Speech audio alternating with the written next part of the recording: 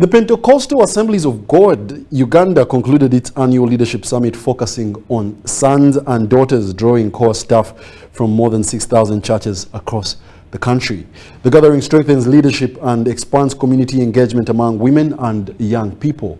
Our team had a chance to interact with the stakeholders.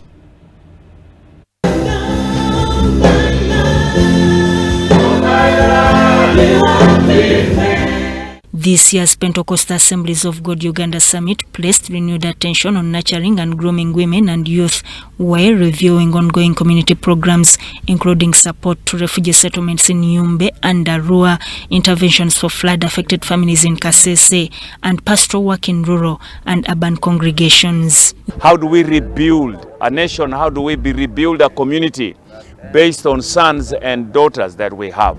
How do we raise them up so that they are the pillars? The annual review is expected to underscore the need to raise a spiritually rooted, socially responsible and development-minded generation while evaluating key priorities that continue to shape the ministry's nationwide mission.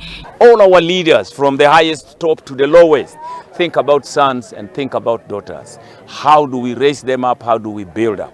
That will give us a Uganda that will be very, very unique. The Uganda that goes into the 2050s, 2070s. Discussions focused on strengthening mentorship, discipleship and education pathways while reinforcing environmental stewardship through a coordinated tree planting campaign. Every part of the local church we plant to at least put around your church more than 40 trees. That will be very helpful if each one of us can raise 40 to 50 trees.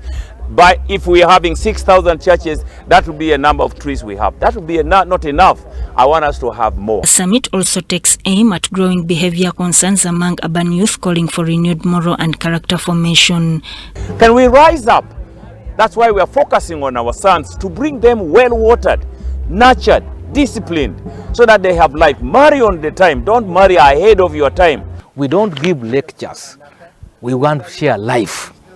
What we do here is not just lecturing, but sharing life and sharing those values which should be imparted to the woman, and the woman begins to live as a model of what God wants to be. Pentecostal Assemblies of God Uganda structured women and youth ministries remain central in this agenda, rolling out leadership training, outreach activities and life skills programs, including the Sanctus Discipleship Initiative and Polytechnic Training Centers.